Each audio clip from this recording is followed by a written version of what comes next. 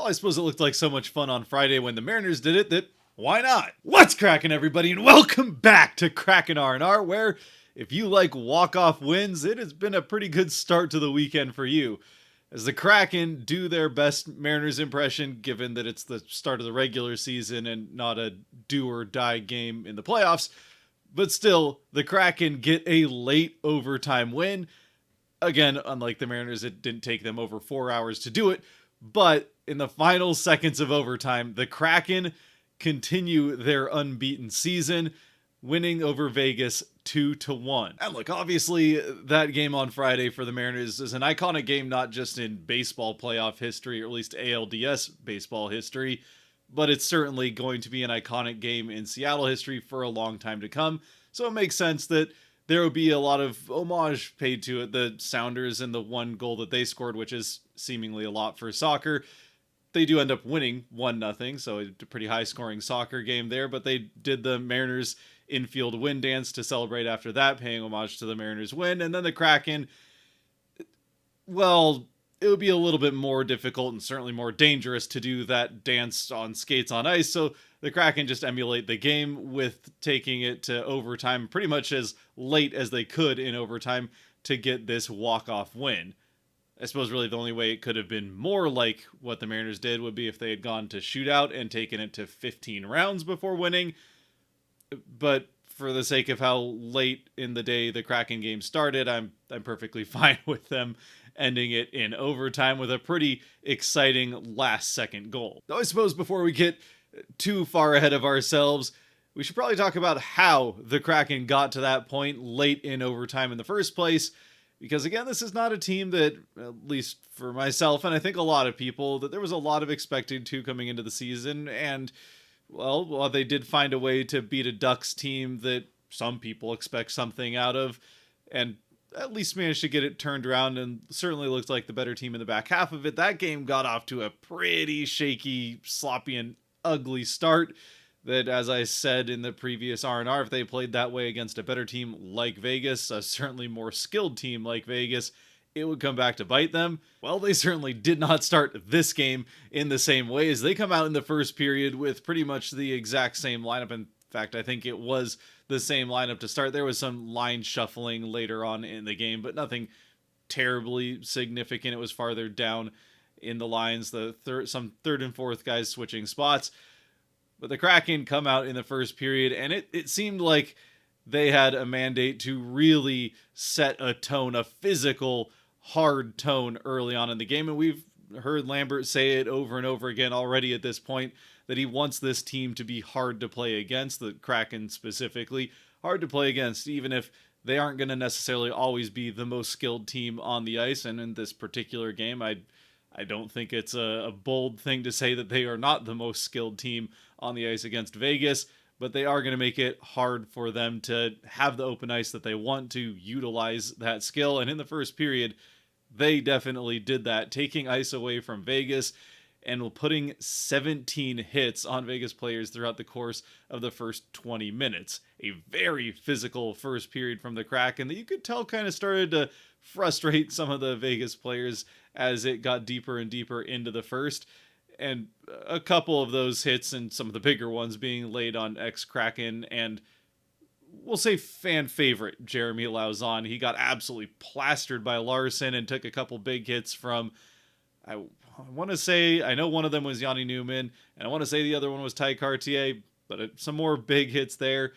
Eventually, later on in the game, the physicality would continue, not quite to that same level, but obviously the hit that's going to make, I think, a lot of highlight reels, although it didn't actually make the Kraken channel highlight reel, but an decleating, or I guess de-skating, laying out hit from Montour on, I think it was White Cloud from Vegas, that led immediately to Montour dropping gloves with, I think it was Ben Hutton for Vegas. It definitely got the fans riled up into the game, but in the first period, even with the score staying even, the Kraken looked like they had Vegas on their heels with that aggressive, tone-setting physical play in those first 20 minutes. And actually, another important note on that, the Kraken managed to do that, play that hard-hitting physical game, and do it cleanly. I mean, sure, there's probably some things here and there that could have gotten called, but nothing that demanded a whistle being used by an official until we get into the second period, where the middle part of this game was much more about special teams. The Kraken almost immediately start the second period on a power play that gets a couple chances early and then gives Vegas a couple shorthanded chances that fortunately Decord is up to the task before coming back the other way and getting another couple looks in on Hill before it's killed off. Then Vegas gets a power play not long after that. The Kraken, though they did force Decord to make a few saves, did a pretty good job of weathering the storm and getting that one killed off before immediately ending up on the power play themselves again. And this time, the Kraken finally break through early on in the power play into the offensive end. It's Eberle who ends up with the puck down behind Vegas's net and then makes a no-look backhanded pass through the legs of Shea Theodore out to a wide open Matty Beniers in front of the net. And although he had all the time and space he needed to do whatever he wanted with the puck in front of Hill, he doesn't need very much time to make a quick move from his forehand to the backhand around Hill and in. A beautiful move by Beniers to get this puck in and give the Kraken the 1-0 lead with the power play goal. And you could tell from how Beniers celebrated it that he knew that was a pretty dirty move that he put on Hill, a guy that at least I personally was pretty convinced was going to be a Kraken during the expansion draft right up until he got traded from San Jose, I think, to Arizona at the time before ending up with Vegas.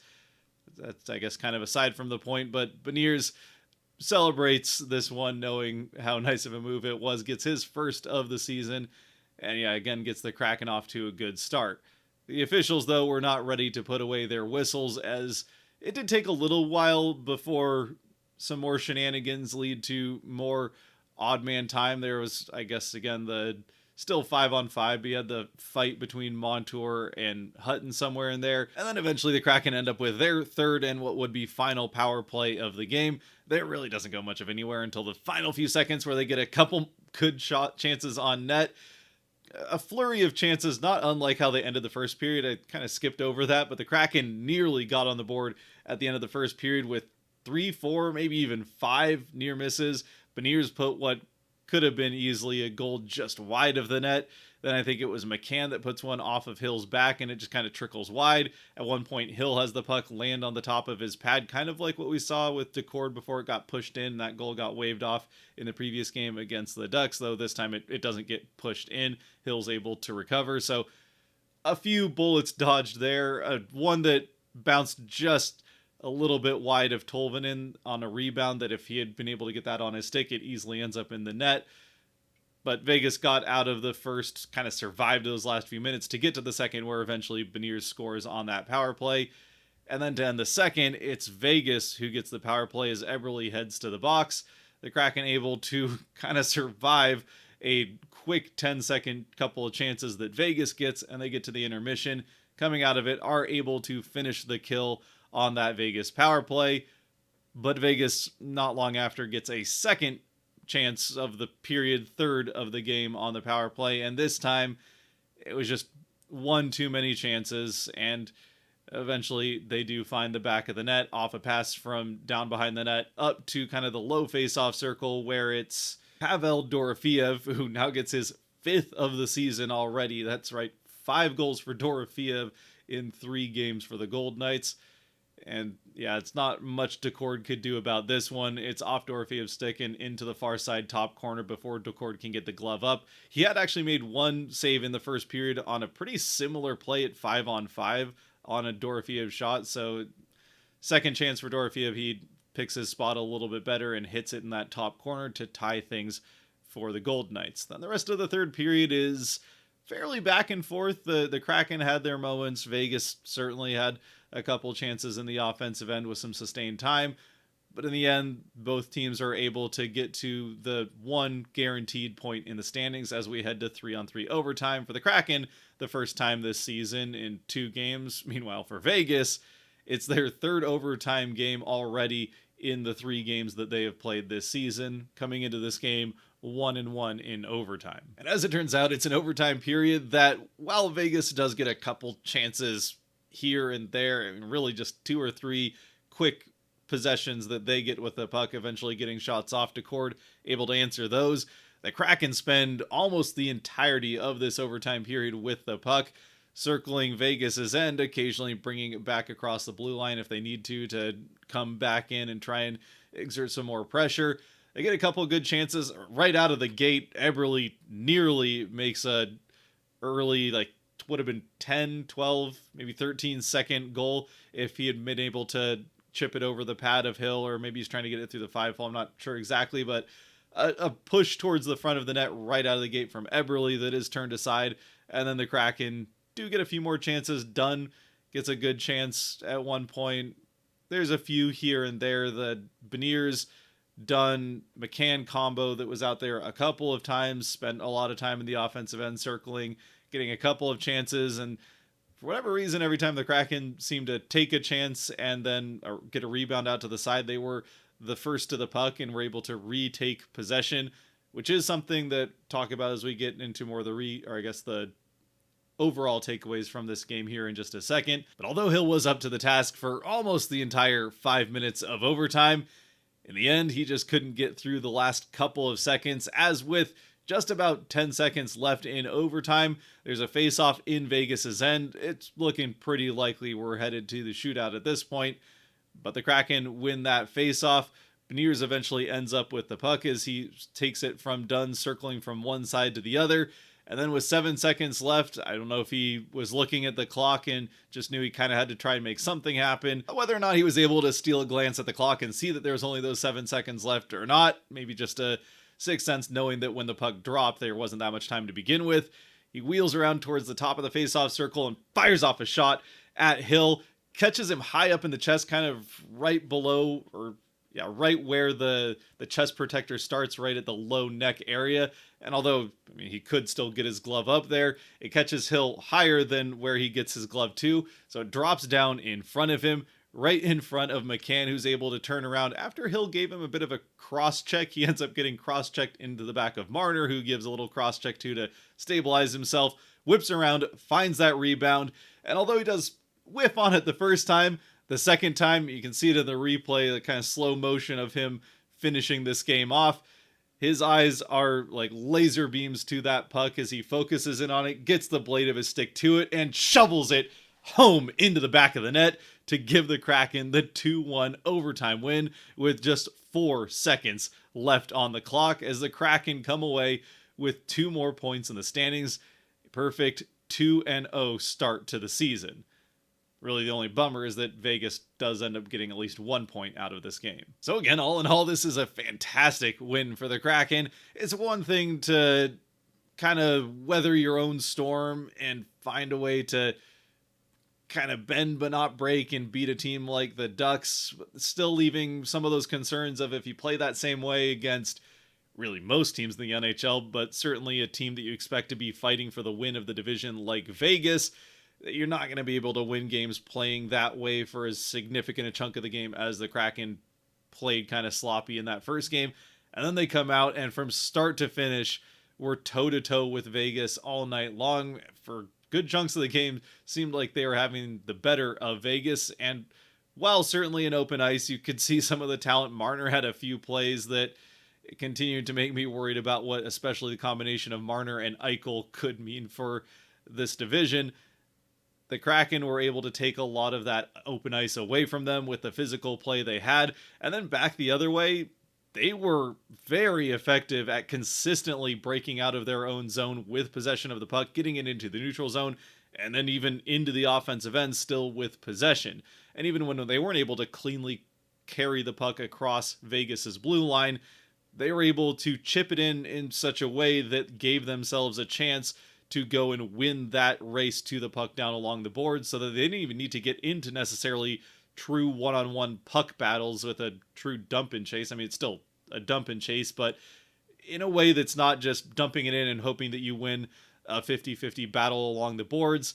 The Kraken were consistently, not every time, but certainly more than we're used to in the Hackstall years of watching that dump and chase. The Kraken were very often the first to the puck and were able to actually recover it and get some offensive zone time out of it before kind of doing a little bit more of what we saw in that first game of really trying to funnel pucks towards the net and make some good stuff happen around it. I talked about that flurry of chances that they had at the end of the first period where there was just a lot of Kraken bodies around the net, and on a number of different occasions it could have easily ended up in the back of it if it wasn't for a couple near misses from the Kraken on some good chances and some pretty nice goaltending from Aiden Hill. Now, obviously, it does help when they do eventually get the one goal that it comes with one less Vegas player on the ice on the power play for the Kraken. Still, I don't think if you're Vegas, the part of the ice that you want to leave uncovered with the extra Kraken player out there, or the last guy that you don't want covered, is Matty Beniers all alone directly in front of your goaltender. But Beniers is able to find that empty spot in Vegas's penalty kill, gets the beautiful pass from Eberle, again, behind the back, no look through the legs of Shea Theodore to get it out to Beniers, who then makes that spectacular move around Hill to the far side on the backhand and shovels it in.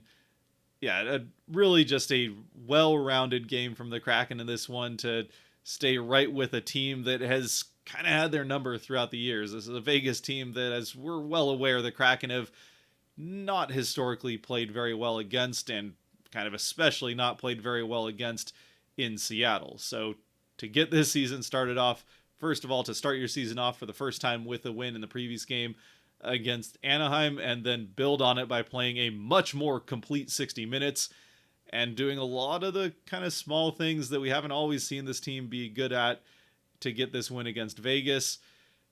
It's just 2 games, but the hard-working mentality of this team, the physical, hard-to-play against system that Lambert is trying to put in place, at least through 2 games, and certainly the back half of the Anaheim game, and then this game, if they can continue to playing the way they did certainly in this one, this team could surprise some people, myself included. But regardless of what the rest of the season holds, at least for now though, the Kraken are the undisputed leaders of the Pacific Division, the only team to win their first 2 games of the season.